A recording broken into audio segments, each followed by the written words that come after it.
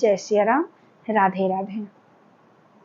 लोग कहते हैं कि भगवान का नाम लेने से क्या लाभ है, भगवान का नाम लेने से क्या होता है, सत्संग करने से क्या होता है, सत्संग क्यों करें, सत्संग करते क्यों हैं। तो हम आपको एक कहानी बताते हैं। एक छोटा सा बालक था, बड़ा गरीब था, माता पिता कोई नहीं थे, पर वो इतना भगवत प्रेमी, इतना भगवान से प्रेम करता था कि वो बस भगवान का ही स्मरण करता और भगवान की कथा कहता, सुनता, सत्संग करता रहता था। पर जीवन यापन के लिए कुछ न कुछ तो करना ही पड़ेगा। वो बालक स्टेशन पे जाकर यात्रियों के बोझ को ढोता था और जो चंद पैसे मिल जाए उसी से अपना गुजारा करता, भगवत प्रेम में लीन रहता। उसकी एक शर्त थी कि मैं इस बोझ को तभी उठाऊंगा जब तुम मेरे साथ सत्संग करोगे। जिसका भी बोझ उठाए, एक शर्त लगाए, अगर आपको ये बोझ हमसे उठवाना है, वहां तक पहुंचवाना है, तो हमारे साथ आपको सत्संग करना होगा। एक दिन एक सेठ जी आए, वो बड़े हड़बड़ी में थे कि हमें पहुंचना है जल्द से जल्द घर, कोई ऑटो नहीं, कोई रिक्शा नहीं, कोई आदमी, कोई व्यक्ति मिल नहीं रहा है, किसको बुलाएं। वो छोटा सा बालक दिख गया।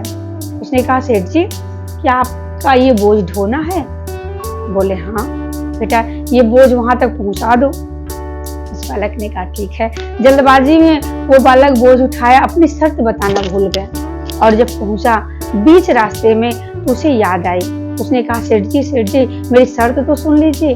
कौन सी शर्त? उसने कहा कि गुरु सेठ जी, जब तक जो मेरे साथ, मैं उसी का बोझ ढोता हूँ जो मेरे साथ सत्संग करता है, भगवान का नाम लेता है, उसी का मैं बोझ ढोता हूँ। तो आप या तो सत्संग करिए, मैं सुनूंगा, या तो मैं सत्संग करता हूँ, आप सुन लीजिए। सेठ का तो मन था नहीं।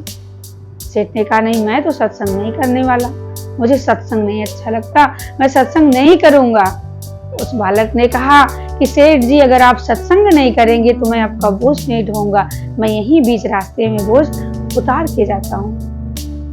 और सेठ बड़ा घबरा गया कि बीच रास्ते में कोई व्यक्ति नहीं मिलेगा, मैं किसके साथ जाऊंगा। भगवान की ऐसी कृपा हुई, सेठ ने कहा, अच्छा ठीक है बेटा, मैं सत्संग करने के लिए तैयार हूँ, चलो तुम सत्संग करो, मैं सुनूंगा। उस बालक ने उस सेठ को कहानियां सुनाया, भगवान की कथा सुनाया और भगवान का संकीर्तन करवाया। करते करते पहुंच गए दोनों लोग घर। जब पहुंचे तो उस बालक ने कहा, सेठ जी आपने सत्संग किया, अच्छा लगा? सेठ ने कहा, बेटा एक बात बताओ, मैं सत्य कहता हूँ कि मैंने कोई सत्संग नहीं किया, मैं आपकी बात को सुन ही नहीं रहा था, मैं तो कहीं और मेरा मन था, मैं सत्संग नहीं कर रहा था। उस बालक ने कहा, सेठ जी आपने एक बार भी तो नाम सुना होगा या नाम लिया होगा। सेठ ने कहा, एक आध बार तो कान में पड़े होंगे नाम, एक आध बार तो हुआ होगा, पर मैंने कोई कहानी या कथा, आपकी कोई भी सत्संग नहीं सुना। उस बालक ने ध्यान लगाया और ध्यान लगाने के बाद बोला, सेठ जी आपकी कुछ क्षण के बाद मृत्यु होने वाली है, आप बस चंद पलों के मेहमान हैं, कुछ ही क्षणों में आपकी मृत्यु हो जाएगी। सेठ ने कहा, बेटा ये क्या कह रहे हो तुम, ऐसे कैसे हो सकता है, मेरी मृत्यु अचानक से ऐसे कैसे हो जाएगी? उस बालक ने कहा, सेठ जी आप घबराइए नहीं, मृत्यु तो तय है, मृत्यु तो होनी ही होनी है, इसलिए मैं एक उपाय आपको बताता हूँ। आपने जो सत्संग में एक बार भगवान का नाम आपके कानों तक पहुंचा, आपने एक बार नाम लिया, उसी नाम को आप बस अपनी गांठ बांध लीजिए।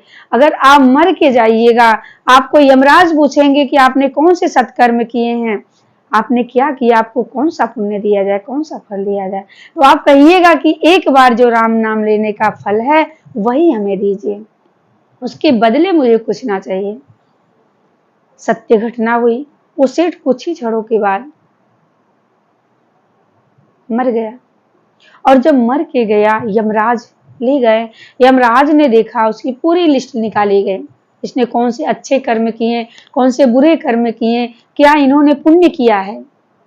जब पूरी लिस्ट खोली गई उसमें से एक भी पुण्य नहीं था, एक भी पुण्य उन्होंने नहीं किया था। उन्होंने कभी सत्संग नहीं किया, कभी भजन नहीं किया, कभी भूखे प्यासों को भोजन नहीं कराया, निर्वस्त्रों को कभी वस्त्र नहीं दान किया, कभी भी इन्होंने कोई परोपकार नहीं किया था। मात्र एक नाम, यमराज ने कहा कि एक नाम इन्होंने लिया है, वो भी धोखे से। बालक कोई सुना रहा था, उनके कानों में एक बार नाम पड़ा, बस एक बार इन्होंने नाम लिया है, इसका फल बताओ तुम्हें क्या दें? क्या तुम पहले पुण्य लेना चाहोगे या पाप? पाप का फल चाहिए पुण्य का? बोले मैंने जो एक बार नाम लिया है उसी का पुण्य जो हो मुझे दे दीजिए, उसी का फल मुझे दे दीजिए। यमराज की समझ में ना आए कि एक बार नाम लेने का क्या फल होगा, उसका क्या पुण्य होगा, मैं क्या पुण्य दूं। चित्रगुप्त को बुलाते हैं, चलो चित्रगुप्त जी आए, उनसे पूछा गया कि एक बार नाम लेने का क्या फल है। चित्रगुप्त जी ने कहा कि मुझे भी नहीं पता एक बार नाम लेने का क्या फल है। सब लोग मिलके ब्रह्मा जी के पास गए, ब्रह्मा जी से पूछा गया, ब्रह्मा जी ने कहा मुझे भी नहीं पता कि एक बार नाम लेने का क्या फल होता है। ब्रह्मा जी ने कहा ऐसा करते हैं कि शिव जी के पास चलते हैं, शिव जी दिन रात भगवान का नाम जपते हैं, राम राम, सदैव राम राम जपा करते हैं, तो हो सकता है वो कुछ बताएं।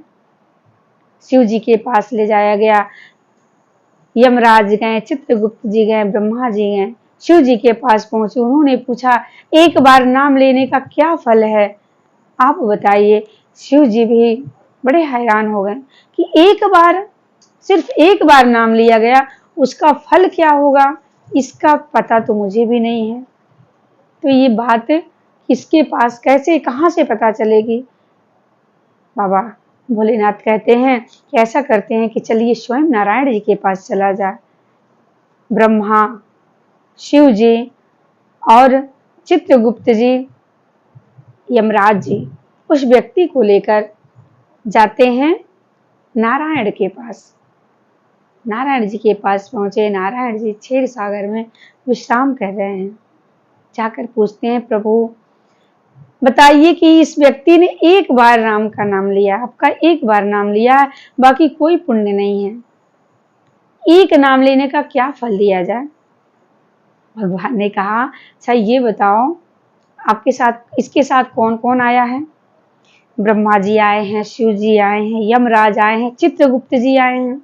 अच्छा इतने लोग इनके साथ लेके ब्रह्मलोक गए, शिवलोक गए और यहाँ तक कि वैकुंठ हमारे लोक में आ गए, अब इससे बड़ा फल और क्या हो सकता है।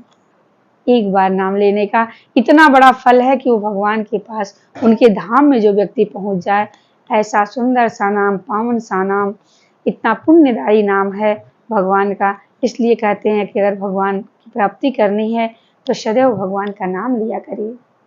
श्री राम जय राम जय जय राम, श्री राम जय राम जय जय राम, श्री राम जय राम जय जय राम, श्री राम जय राम जय जय राम, श्री